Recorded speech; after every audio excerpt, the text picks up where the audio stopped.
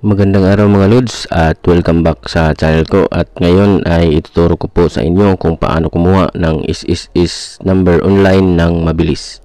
Tiyak na makakatulong ito lalo na sa mga bagong miyembro na nais maging bahagi ng social security system dito sa Pilipinas. Siguraduhin niyong manatiling nakatutok at sundan ang bawat hakbang para walang sablay sa inyong pag-apply. Kaya't kung handa na kayo, simulan na natin. Direct to the point discussion lang po ito mga Lods para malaman nyo agad kung paano kumuha ng is number online.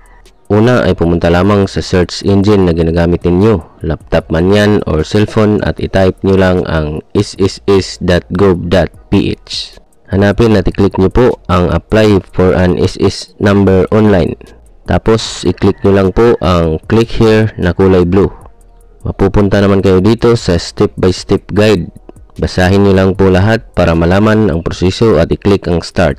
Mapupunta naman kayo sa registrant record verification. Dito naman ay i-check ang applicable sa inyo, pero halos lahat naman tayo ay may complete name. I-select na lang ninyo kung ano ang meron sa pangalan ninyo.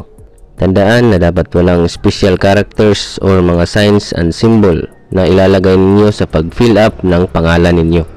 Tapos ay fill upan nyo lang yung last name, first name, middle name, suffix kung meron man tulad ng junior, senior, second, third at iba pa.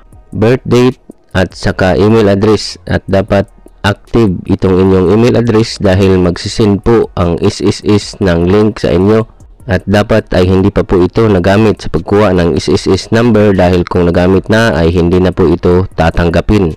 Gagawa ka ulit ng bagong email address.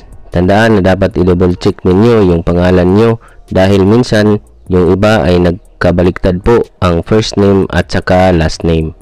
Tapos sa baba ay i-click nyo lang yung box tabi ng I am not a robot, pati na rin yung box katabi ng I certify.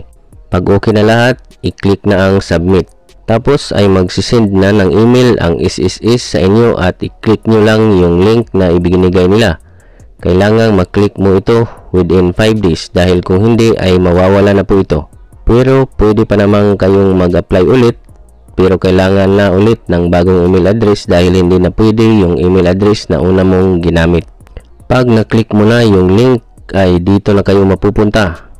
Mga basic information po ninyo na kailangang fill upan.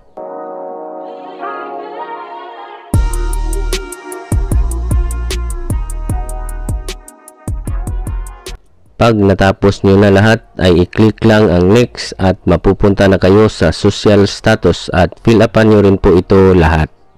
Tapos ay i-click nyo ulit ang next at mapupunta naman kayo sa beneficiaries at fill upan din po lahat.